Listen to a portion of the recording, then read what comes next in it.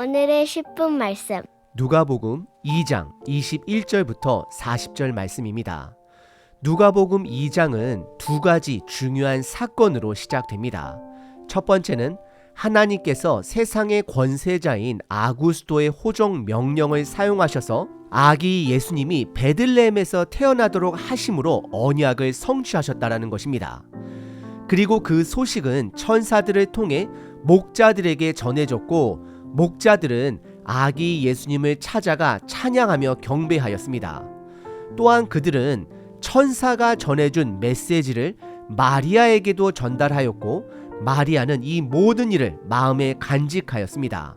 오늘 본문에서는 성령 충만한 한 남자와 한 여자를 마리아와 요셉이 만나게 되는 장면이 나옵니다. 이 본문에는 두 가지 중요한 주제가 담겨 있습니다. 첫 번째는 율법을 완성하신 예수님입니다. 오늘 본문의 배경에는 할례의 율법과 정결 예식의 율법이 있습니다. 아기 예수님은 이 율법에 따라 할례를 받으셨고, 마리아도 모세의 율법대로 정결 예식을 행하기 위해 성전에 나아갔습니다. 이를 통해 예수님은 스스로를 율법 아래 두심으로 섬김과 겸손의 모습을 보여주시며 나중에 율법을 완성하실 분 되심을 나타내셨습니다. 두 번째 주제는 성령 충만한 신실한 하나님의 사람들입니다. 오늘 본문에 등장하는 시므온과 안나는 자신들의 뜻이 아니라 오직 하나님께서 이루실 그의 나라를 바라보며 신실함 가운데 소망을 붙들며 살아간 자들입니다. 시므온은 성령의 인도하심을 받아 성전에 들어왔고, 아기 예수님을 보자마자 하나님의 구원을 보았다라고 고백하고 있습니다. 안나 역시 하나님을 섬기며 금식과 기도로 기다렸던 사람이었고, 예수님을 보고 기뻐하며 모든 사람에게 전하였습니다. 우리 또한 다시 오실 예수님을 기다리며 말씀과 성령으로 충만한 삶을 신실하게 살아가야 합니다. 여러분들의 신실함은 무엇인가요? 오늘 본문을 통해 우리가 말씀으로 충만한지, 그리고 그 말씀을 따라 우리의 삶에서 어떻게 신실하게 살아가고 있는지 각자 점검해 보시길 바랍니다.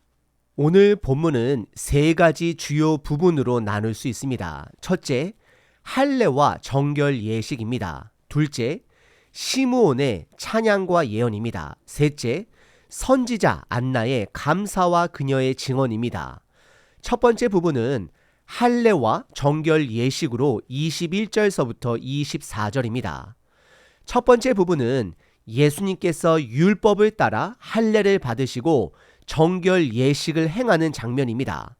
본문에서는 율법 또는 법이라는 단어가 5번 이상 등장하며, 이는 예수님이 율법을 완성하실 분 되심을 강조하고 있는 것입니다. 21절에서는 창세기 11장에서 나오는 할례의 율법이 등장합니다. 아기 예수님은 태어난 지 8일째 되는 날 할례를 받으셨고, 천사가 미리 알려준 대로 예수라는 이름을 받습니다. 이 장면은 앞서 사가랴의 아들의 이름을 천사가 전한 대로 요한이라 지었던 사건과 연결이 되는 부분입니다. 그리고 22절에서는 레위기 12장에 기록된 정결 예식의 율법이 등장합니다. 출산한 여인은 40일째 되는 날 정결 예식을 행해야 했습니다. 그래서 마리아는 아기 예수님을 데리고 40일째 되던 날 예루살렘 성전으로 올라온 것입니다. 그리고 24절에서는 다시 한번 율법이 강조됩니다. 마리아와 요셉은 삼 비둘기 한 쌍이나 어린 집 비둘기를 제물로 드렸습니다. 이는 가난한 자들에게 허락된 제사 방식으로 레위기 12장 8절에 등장하며 예수님의 가정이 부유하지 않았음 또한 보여주고 있습니다. 이 본문은 두 가지 중요한 사실을 드러냅니다. 첫째, 예수님은 율법을 완성하러 오신 분 되십니다. 율법이 줄 수 없는 참된 평안을 주시기 위해 예수님은 스스로를 율법 아래 두시며 율법을 온전히 이루셨습니다. 이는 갈라디아서 4장 4절에서 예수님이 율법 아래에 태어났음을 강조하는 말씀과 연결이 됩니다. 둘째, 예수님의 가정이 가난했음을 보여줍니다. 보통 첫 장자의 속전으로 양을 드리지만 가난한 자들에게는 비둘기를 드릴 수 있도록 허락하셨습니다. 예수님은 가난한 자의 모습으로 오셔서 소외된 자들과 함께 하시기 위해 이 땅에 오셨음을 드러내십니다. 참고로 예수님께서 구유에서 태어나시고 목자들에게 먼저 나타나셨으며 가난한 가정에서 자라나신 사건은 단순히 가난한 자들만을 위해 오셨다라는 것을 의미하는 것이 아닙니다. 그보다 더 중요한 의미는 그 시대에 억압받고 힘없는 자들, 즉 로마의 통치 아래서 고통받으며 회복을 간절히 기다리던 자들을 위한 것이었다라는 점입니다.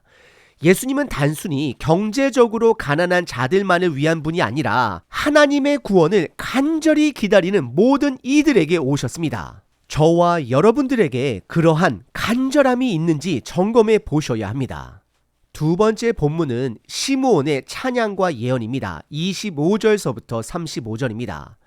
25절에서는 예루살렘에 사는 시므온이라는 한 남자가 등장합니다. 이번 본문에서는 성령님이라는 단어가 반복해서 등장합니다.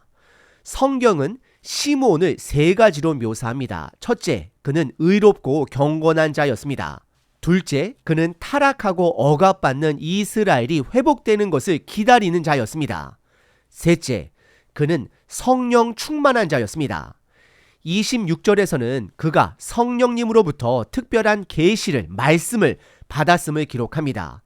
그는 죽기 전에 주의 그리스도를 보리라는 약속을 받았습니다. 27절에서 성령의 인도하심을 받아 성전으로 그가 들어가게 됩니다. 바로 그때 마리아와 요셉이 율법의 관례대로 제사를 드리고 나오면서 시므온과 마주치게 됩니다. 28절에서는 시므온이 아기 예수님을 알아보고 하나님을 찬송하는 장면이 나옵니다. 누가복음 1장부터 이어지는 찬송들이 있습니다. 세례 요한의 어머니 엘리사벳이 찬양했고 그의 아버지 사가랴도 찬양했습니다. 마리아도 찬양했고 목자들에게 나타난 천사들도 찬양했습니다. 오늘 본문에서도 시므온과 안나의 찬송이 이어지며 예수님이 참된 그리스도이심을 찬양함으로 증언을 하고 있는 것입니다. 그리고 29절과 30절에서는 시므온이 이제 아기 예수님을 보았으니 편안히 눈을 감을 수 있음을 고백합니다. 이는 그가 받은 계시가 성취되었음을 의미합니다. 그리고 31절서부터 35절에서는 시므온으로부터 세 가지 중요한 예언이 나옵니다. 첫째, 예수님은 이방을 비추는 빛이 될 것입니다. 예수님은 이스라엘만의 구세주가 아니라 모든 민족의 구세주로 왔음을 선언합니다. 둘째, 예수님으로 인해 어떤 사람은 패하고 어떤 사람은 흥하게 될 것입니다. 이는 예수님의 복음을 받아들이는 사람과 거부하는 사람들이 나뉠 것을 예언한 것입니다. 셋째, 예수님은 세상의 표적이 되어 세상으로부터 공격을 받을 것입니다. 그리고 예수님의 말씀은 모든 사람의 마음을 꿰뚫어 보게 하실 것입니다. 이 말을 들은 마리아는 33절에서 목자들이 전한 소식을 들었을 때처럼 놀라워하며 마음에 깊이 새겼을 것입니다. 세 번째 본문은 선지자 안나의 감사와 증언입니다. 36절서부터 40절입니다. 36절에서는 아셀 지파 바누엘의 딸 선지자 안나가 등장합니다. 성경은 그녀에 대해 몇 가지 사실을 기록합니다. 첫째, 그녀는 매우 나이가 많은 여인이었습니다. 둘째, 그녀는 결혼한 지 7년 만에 남편을 잃고 과부가 되었습니다. 셋째, 그 후 84세가 될 때까지 신실하게 금식하고 기도하며 성전을 떠나지 않았습니다. 시므온과 안나는 참으로 신실한 사람들이었습니다. 안나는 아기 예수님을 만나자 즉시 하나님께 감사하며 이 기쁜 소식을 다른 사람들에게 전하였습니다. 짧은 구절이지만 한평생 신실하게 살아온 사람들의 믿음이 잘 드러납니다. 마치 한국교회의 신실한 권사님을 보는 것과 같습니다. 그리고 39절에서는 예수님께서 모든 율법을 따라 모든 일을 마친 후 부모님과 함께 성장했던 성읍 나사렛으로 돌아갔음을 기록합니다. 누가복음은 동방박사의 방문과 애굽으로 피신한 사건을 생략하고 40절에서 예수님께서 성장하며 강해지고 지혜가 충만하여 장차 메시아로서 감당하실 사역을 준비하는 과정이었음을 보여줍니다. 결국 오늘 본문을 통해 우리가 보게 되는 것은 예수님께서 율법을 완성하시기 위해 친히 율법 아래에서 모든 예식을 행하셨다는 점입니다. 아브라함과 맺었던 할례 율법, 모세의 율법에 따른 정결 예식, 그리고 출애굽기의 첫 장자를 하나님께 드리는 제사법, 이 모든 율법을 통해 예수님은 자신을 율법 아래 두시는 겸손을 보이셨고 장차 율법을 완성하실 분 되심을 나타내셨습니다. 뿐만 아니라 하나님은 시므온과 한나를 통해 예수님이 진정한 구세주 되심을 증언하게 하셨습니다. 성령 충만한 시므온을 통해 마리아는 예수님이 앞으로 하실 일에 대한 예언을 듣습니다. 이사야 42장의 말씀에 따라 예수님은 이방을 비추는 빛이 되실 것입니다. 복음은 단순히 유대인만이 아닌 모든 민족에게 열려있는 구원의 소식입니다. 그러나 동시에 이 복음으로 인해 사람들은 두 부류로 나뉠 것입니다. 예수님을 받아들이는 자와 거부하는 자입니다. 오늘 본문의 시므온과 안나의 모습은 우리에게 중요한 메시지를 전해줍니다. 그들은 신실한 삶 속에서 메시아를 기다렸고 성령 충만한 모습으로 하나님의 약속이 이루어질 때까지 흔들리지 않았습니다. 결국 누가복음 1장부터 등장하는 모든 사람들의 특징은 성령 충만한 자들이었습니다. 말씀 충만한 자들이었습니다. 세례 요한은 모태에서부터 성령 충만한 자로 태어났습니다. 마리아는 성령의 능력으로 예수님을 잉태하였습니다. 제사장 사가랴는 아들 요한이 태어난 후 성령 충만하여 예수님에 대해 예언하였습니다. 은혜로 임신한 엘리사벳 또한 성령 충만하여 임신한 마리아를 축복하였습니다. 오늘 우리는 다시 오실 예수님을 기다리는 사람들입니다. 그렇다면 우리는 어떻게 신실하게 기다릴 수 있을까요? 시므온은 죽기 전까지 말씀을 따라 구세주를 기다렸습니다.